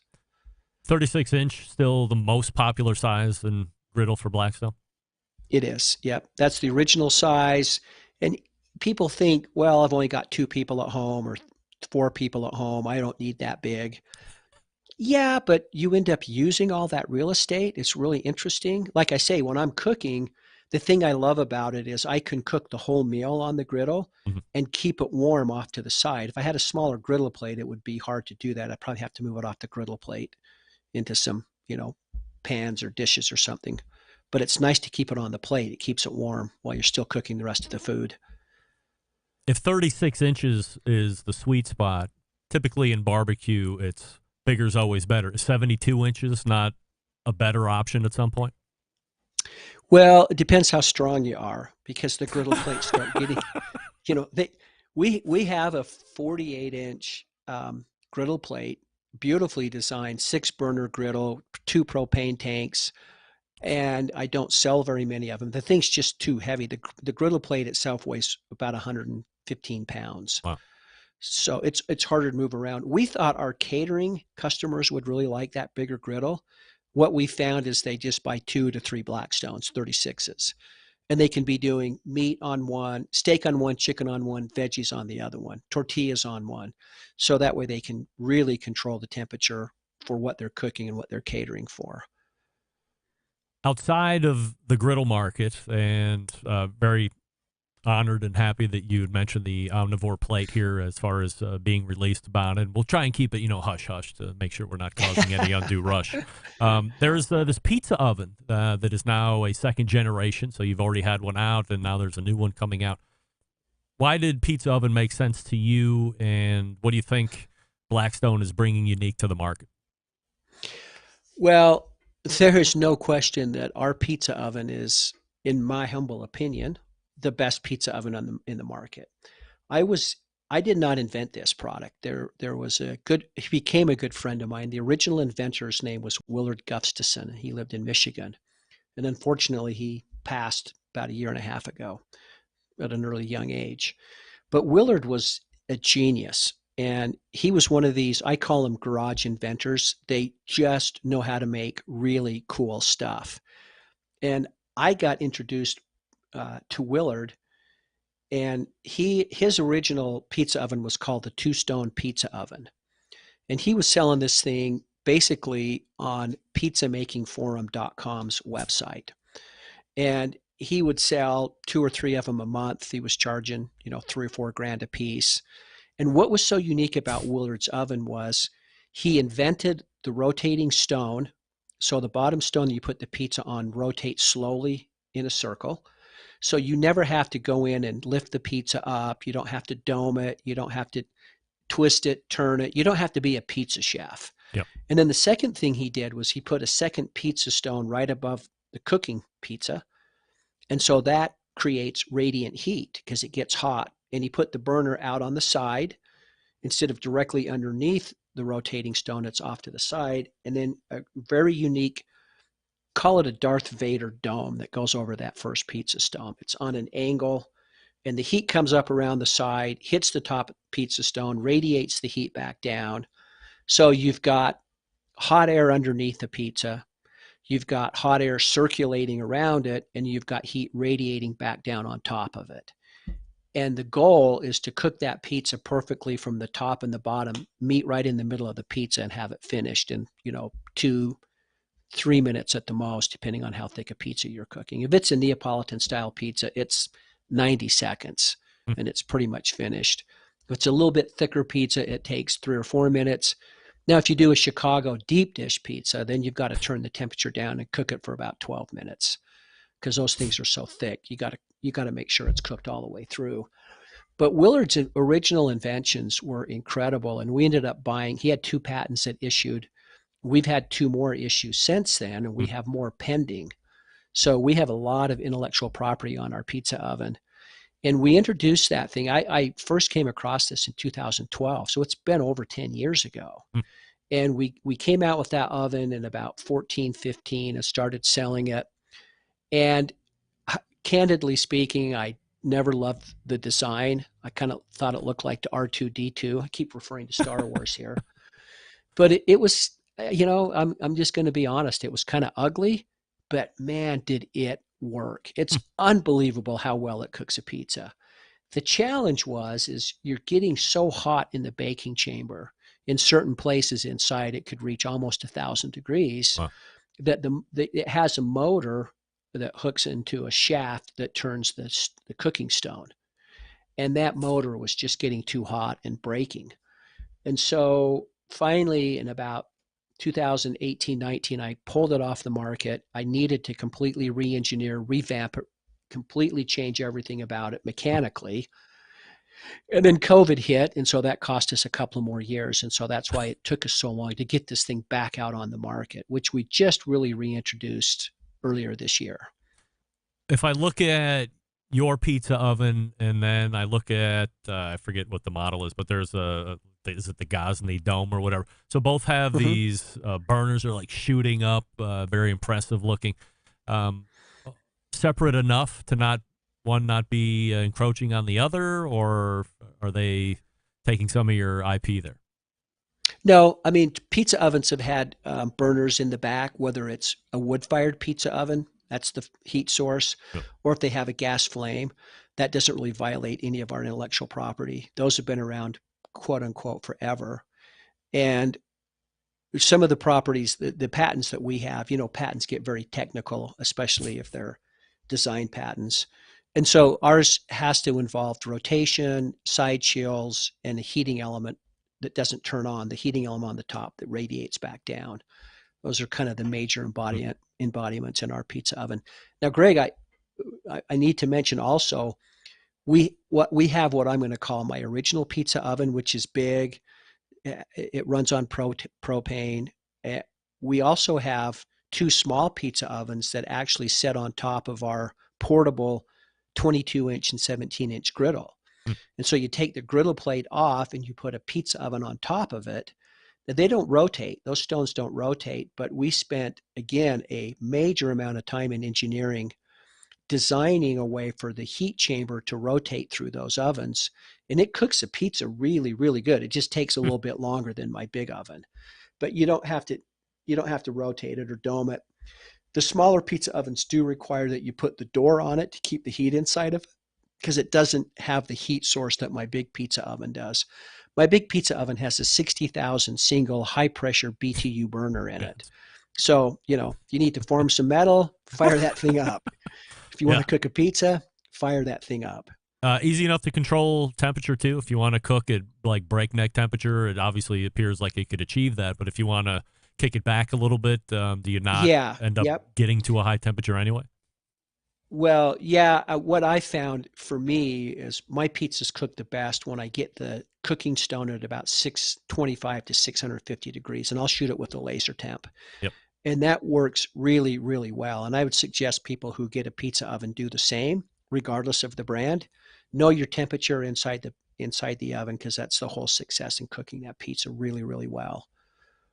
And there's a little bit of a learning curve with my oven, but once you get that nailed and on the temperature gauge right where you want your dial, because again, there's so many variables, what kind of pizza you're cooking, how much moisture is in your dough, what ambient temperature is where you're at, altitude. It's a little bit more technical than my griddle. My griddle, get it hot and throw your food on and cook it, right? But the pizza oven, a little bit more of a learning curve, but people love pizza. It's the biggest fast food that we have in this country.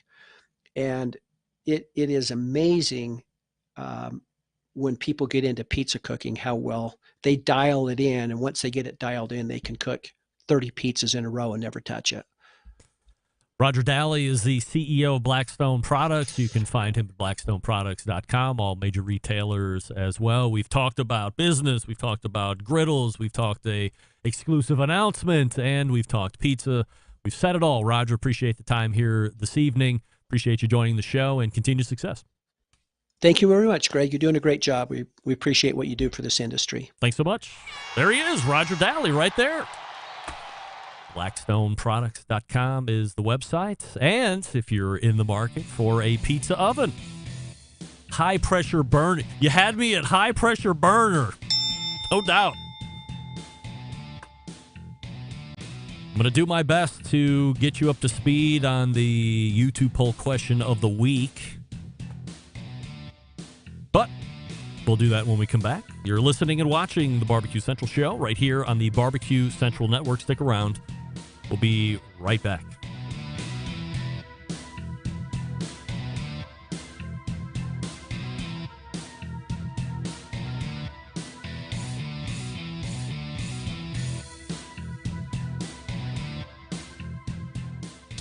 Let's get back to a guy who has more experience giving you his opinion than he actually has cooking. Once again, here's your host, Greg Rempe.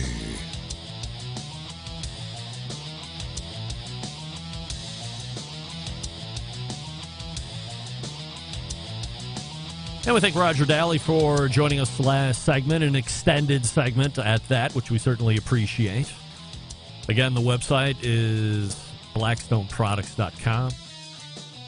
Little update on the griddle plate, the omnivore griddle plate, announced right here on this show.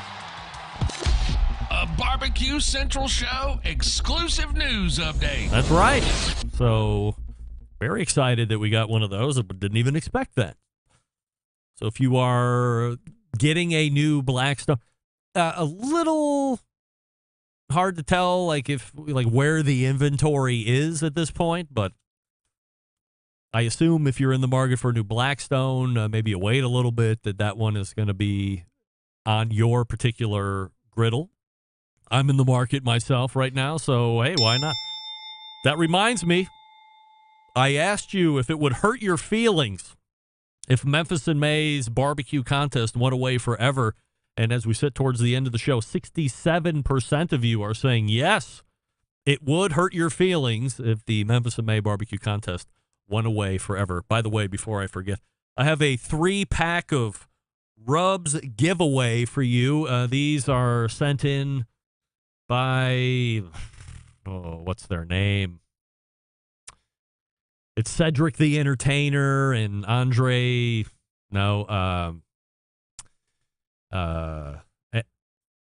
Anderson is his last name, the actor. Why am I drawing a blank? Anthony Anderson, that's what it is. So we have a lemon stepper, which I assume is some kind of a lemon pepper rub. We also have Midnight Smoke, which has some black pepper in it. And we also have the MVP, which is an all-purpose barbecue rub. So if you would like not one, but all 3 of these, they have a new television show that's going to be coming out, I think, in 4 days through A&E Television. It's Cedric the Entertainer and Anthony Anderson. So they're launching a new barbecue brand, and they're touring the country to hit up backyards and talk about barbecuing and all that stuff. Send me an email, and in the subject line, put A&E TV. And if you're the first one in, I will then recontact you back, ask for your shipping information, and then I will send you these rubs from AC Barbecue, which A, I believe, is Anthony C, Cedric AC. You get it. So there you go. Again, if you would like those rubs, send me an email, greg@thebbqcentralshow.com, and in the subject line, A&E TV.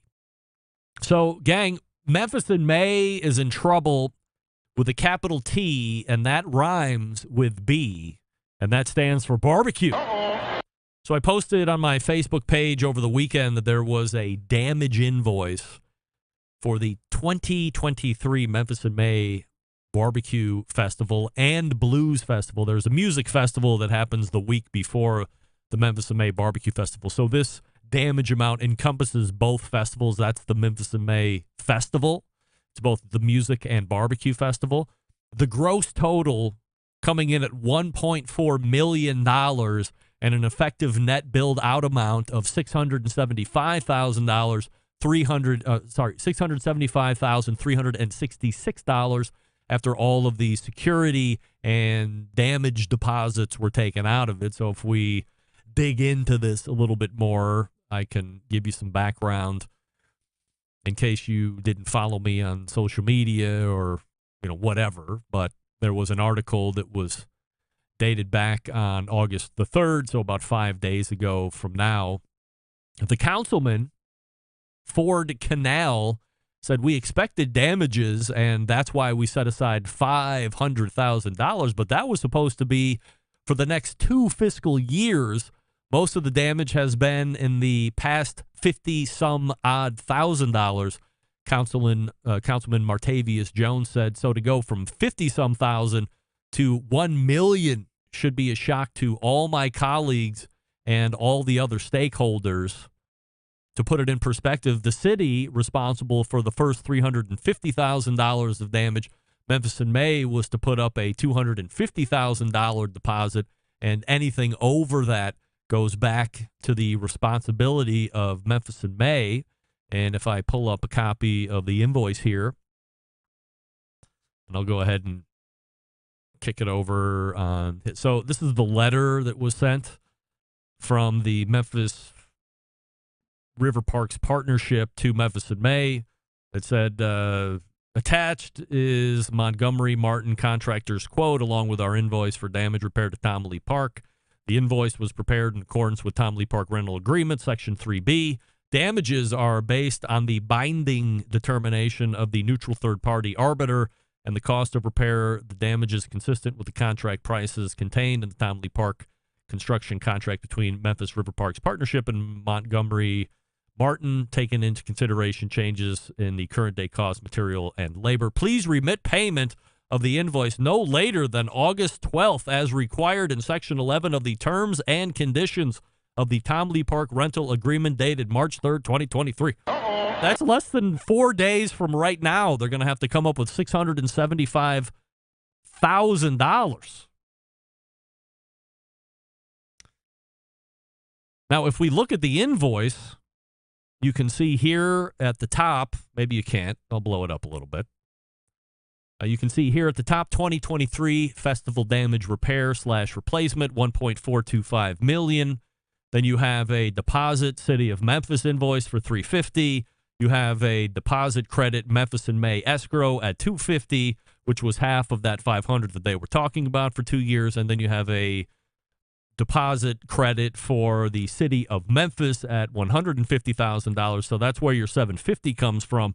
And that leaves you with the net effective build at $675,366, which is being rebilled back to Memphis in May. And then, as Robert Moss had talked about a little bit, when you look at the breakdown of where these costs are, far and away, Concrete Pass are taking the lead out by 20, 30 lengths. It's like Secretariat running the third leg of the Belmont when she won the Triple Crown. $525,000 and $525,069 in concrete. Second to that, asphalt pathways at a little less than $300,000. Then you had sod at $177,000, $114,000 in landscape, $82,000 of irrigation. Then you have site electrical at $14,000, and then you have, I guess, what would be the nominal amounts, almost $10,000 in park fencing, plant rails, and decking at $3,700. You have general conditions, project requirements, and fees and insurance, all totaling over $100 and some odd $1,000. There's $41,000 for design expenses, totaling out to $1.425 million. And again, after deposits are taking out, $675,000 is going back to Memphis and May to pay. On August 12th, which starting tomorrow or starting at 12:01 is 3 days away from now. So I sent emails to both Memphis River Parks Partnership and the Memphis and May's International Festival. That's the governing body of both the music and the barbecue institutions. And the only one to answer was the Memphis River Parks Partnership. Not only did they answer, but they happily included a copy of the detailed invoice that we just went over that was sent to Memphis and May. As they have in the past, they are very communicative, very pro everything, we want to have all of the festivals that we can possibly have. And much like Memphis and May is very unresponsive. I've been asking Memphis and May for some type of comment originally a number of months ago before Memphis and May even took place about that huge deposit they're going to require from teams. There was a very high-level response back to that. But after that, no comments that were given after that. I reached out twice before the show this evening over the course of the weekend and yesterday to get any type of comment from Memphis and May on if they were going to be able to, A, afford a $675,000 damage payment on the 12th, if they had no intention of paying it on the 12th, and if they were going to now be broke because of this invoice that evidently is correct under the terms and conditions of binding agreements. In fact, the Memphis River Parks Partnership wrote, moving forward, this was a reply back to me, Memphis River Parks Partnership is always happy to work with external event producers to host great events on the riverfront. All producers, Memphis and May included, must accept the standard rental terms and conditions, which include a rental fee as well as an agreement to cover damages caused by the event. We have a number of events booked for the back end of 2023 and in 2024, but as far as I know, we have yet to receive any inquiry from Memphis and May. Thank you for your email to the partnership. I had a short but insightful text exchange with a very well-known barbecue pitmaster and team leader that competes in Memphis and May.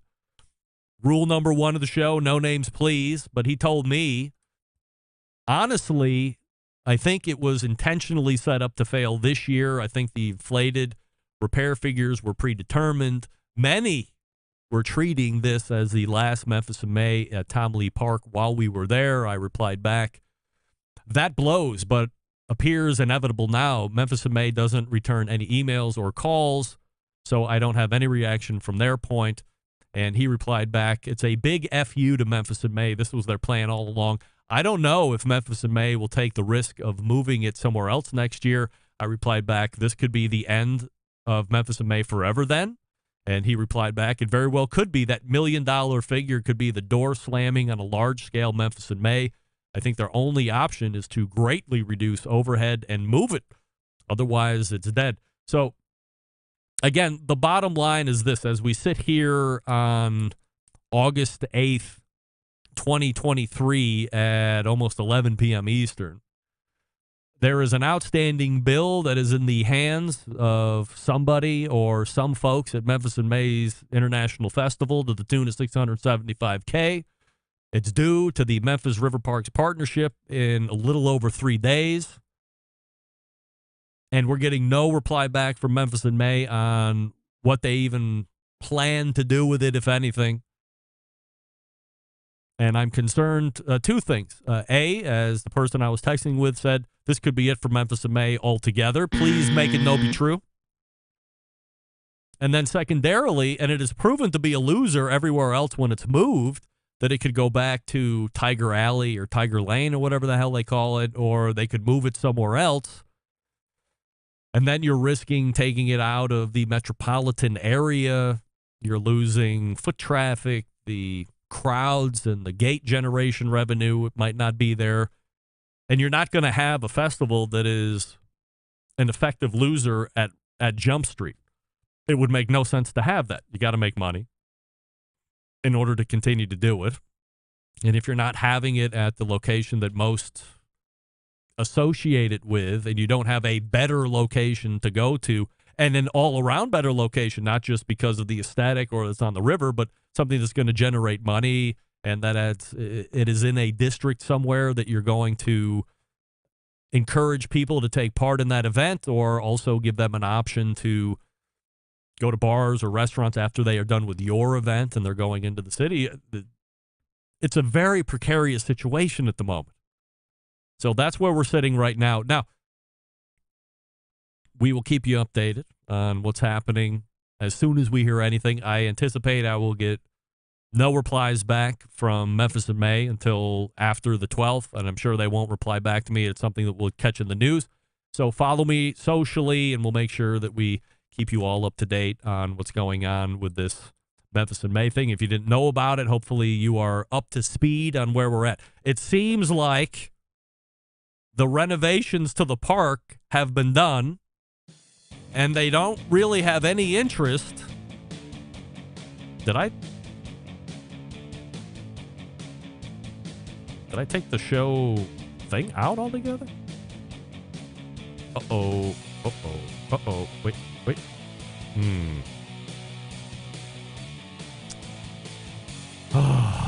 What did I do? That looks like it's right. No, that's not right. I'll have to fix that after the show. Wow, that's terrible. Big error on my part. All right, let's go. So, again, if you aren't familiar, hopefully I've got you up to speed. But we're sitting in jeopardy for Memphis in May, and it seems like the Parks Department doesn't want Memphis in May to be in. They say they do, but maybe indeed they don't. We'll see what happens. Follow me socially. I'll keep you up to speed. We'll talk about it on the show next Tuesday as well. By the way, we got a great show next week. Stephen Reichland will be joining us once more for his quarterly visit, amongst others, so stay tuned for that. We thank Meathead in the first hour. We thank Robert Moss in the first hour. We thank Roger Dahle for the balance of the second hour. And we thank me for bringing you up to speed on what's happening at Memphis in May if you didn't know about it. Again, big show planned for you next week. How do I always leave you? September 11th, 2001. I will never forget until next Tuesday at 9 p.m. Eastern. This is your program host and proud U.S. American, Greg Rempe. Good night now.